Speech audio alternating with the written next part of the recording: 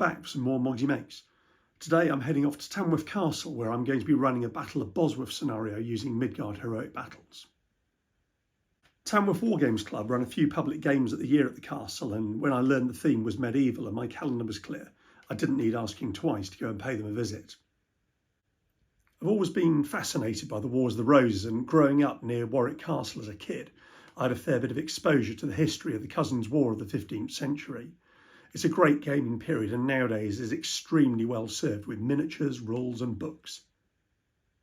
In the 1990s I collected my first serious historical 28mm Wars of the Roses army and played through most of the major battles using the Armati rolls from the US. We did Towton, Barnet, Tewkesbury, Stokefield, but strangely enough, not Bosworth. Why not? Well, I think, to be honest, the role of the Stanleys makes Bosworth a particularly difficult battle to turn into a fulfilling wargames scenario. In the summer of 1485, Richard III and Henry Tudor had both secured promises from the powerful Stanley family for their support, but which way would they go?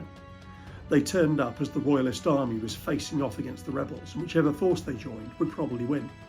In the event, after Richard's army had made a poor start to the battle and he made the decisive move of charging Henry Tudor, the Stanleys pitched in with Henry and crowned the first Tudor king. But what if Richard's vanguard had had more success, or his charge against Henry had succeeded?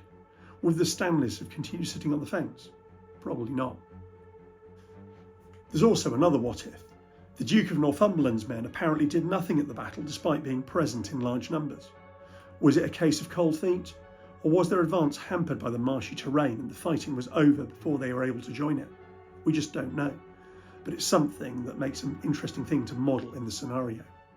All in all, what we've got here is quite a complex situation at Bosworth to make work as a war game. You have three armies, one of which is undeclared. There's some boggy terrain and some doubtful loyalty going on. Richard's men outnumbered Henry, possibly by as much as 2-1, so it could be an absolute whitewash if the Stanleys play no part in the battle. We've gone for Midgard Heroic Battles for the rules, not just because I wrote it, but because the Tamworth Club members have all played it and you can get a good late medieval feel in your games with the right force lists. Midgard has many features that suit the Wars of the Roses, such as troops bunched together potentially taking stamina damage when forced back in battle. I've always been a subscriber to the theory that more people died in medieval battles in retreat and rout than in the frontline fighting, and this is very much reflected in the rules. Shooting tends to disrupt battle lines and kill or wound leaders, but is not a battle winner in itself. Using the replacements trait allows archers to be withdrawn when the battle is about to descend into melee combat. There's quite a lot of friction in movement in Midgard when leaders have been killed, units have been damaged, and there's no hero available to save the day with their mighty deeds. Leading from the front is expected in the Wars of the Roses. You only need to look at Edward IV for a perfect example of this, and this is reflected in the reputation system for victory and defeat, represented on the table by these reputation goblets. In fact, one part of Midgard's reputation mechanism could have been written for Bosworth. When a hero leads a charge on an enemy unit, they gain 1 reputation token, but this is doubled if the charge has been led by the army commander and is tripled if the enemy's target is the enemy commander. This is a serious bonus in the game and makes complete sense if your force is wavering, as Richard III's was when he made his bold but fatal charge in August 1485. I've written a draft scenario for this game where I've arranged the deployment to favour a historical start to the battle, where the Earls of Oxford and Norfolk's commands are close together to encourage them getting into combat first. Richard's force has a premium of guns and handgunners to reflect the archaeological evidence of the recent battlefield excavations. Northumberland I've placed on Richard's left, slightly further back and partially encumbered by marshy terrain. I've also given Northumberland's troops the reluctant trait, meaning they have to pass a command test for every move they make during the game, making them, in World War II terminology, a bit sticky. I've deployed the Stanleys just out of bowshot, so watching the battle but near enough to get involved when the time comes. My draft scenario that we're trying out today links the Goblets of Reputation with the allegiance of the Stanleys. Although their involvement will be decided on a random dice roll, this is going to be modified according to the reputation tokens of each side. If a force has lost reputation and looks like it's going to lose the battle, the Stanleys are less likely to join them. Conversely, if a force has gained reputation, it will modify the roll positively, because the Stanleys, of course, want to back the winner. This is a bit of an experiment, so we'll see how it goes. It could result in a really finely balanced game if the Stanleys back Henry at the critical moment, or Richard could make a fantastic start, gain the Stanley support and wipe the would-be Tudor king off the map. Let's find out.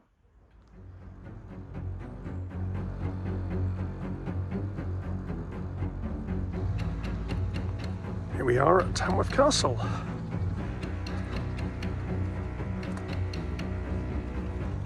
It's amazing really that all this is still here, but fortunately it was lived in, so they kept a roof on it and it's been really good nick inside.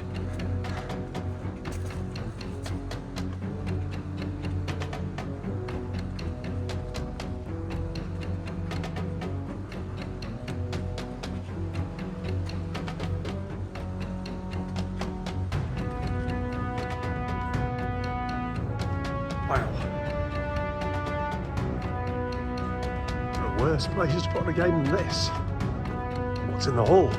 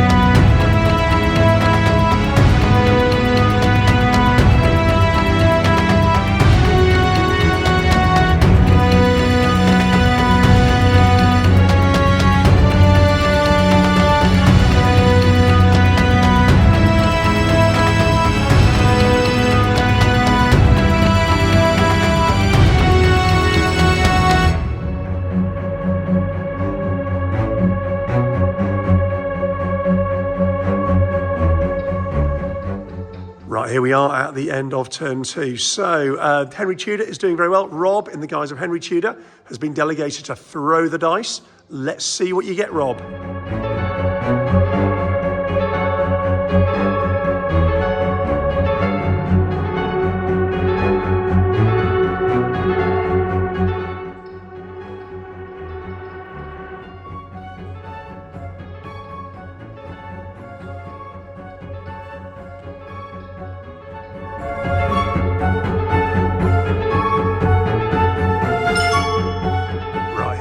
Rob, who today is representing the Duke of Norfolk. He's done really well. He's not been killed so far, unlike his real life namesake, I'm afraid. So he is making the roll to see whether Stanley is going to join Richard. What do we have? 10. We have a natural 10. Rob has rolled a 10, which means Stanley decides to throw in his lot with Henry Tudor.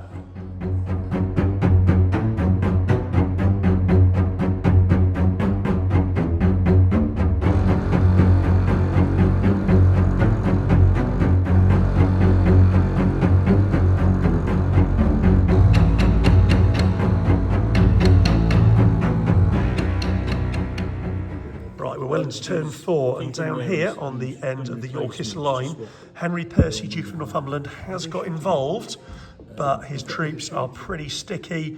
Some are stuck in the marsh, and some have been charged over here by Henry Tudor's cavalry. On their flank, you can see the Stanleys, having decided to side with Henry, starting to move in. In the centre, Richard is starting to pull his men together on the hill.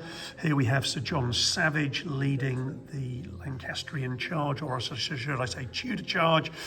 Earl of Lincoln is in combat here with Jasper Tudor. Henry Tudor still holding out at the back. And then down here, true to form, we have Norfolk and his son Surrey being pushed back towards the marsh by John de Vere, Earl of Oxford. It's all to play for. Over on the Yorkist flank, we have a historical event. John Howard, Duke of Norfolk, engaged with the Earl of Oxford's division, has just rolled a double raven. He is gone. Here we are at the end of turn 4. So Norfolk has been captured by the Earl of Oxford's men, who seem to be pushing them back into the marsh. On the hill, it's full-on bill and sword action, as they're all getting involved. Looks like Richard might have to get involved personally in a minute. Henry Percy's men are finally getting involved in the battle, though it's all a bit disparate at the moment. They've just lost some units in a combat with Henry Tudor's knights, and over here the Stanleys are making their presence felt, firing arrows into Northumberland's men.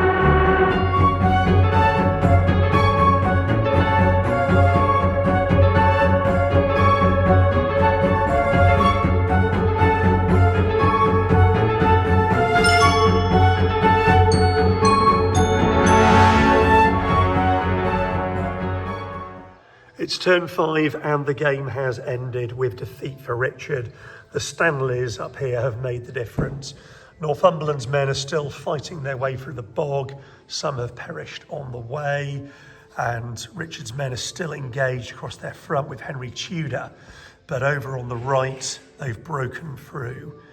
Richard has ridden down to join the fight. He's probably not going to leave the field, I suspect, but both Suffolk and Norfolk have been captured. Jasper Tudor has been wounded, as has Sir John Savage in the centre, but the day is the Lancastrians and we have a new king. Looking up towards the fireplace, we can see our victorious Lancastrians or Tudors, and moving swiftly over, the Earl of Norfolk, now in captivity, possibly not to keep his head for long. Thank you for playing.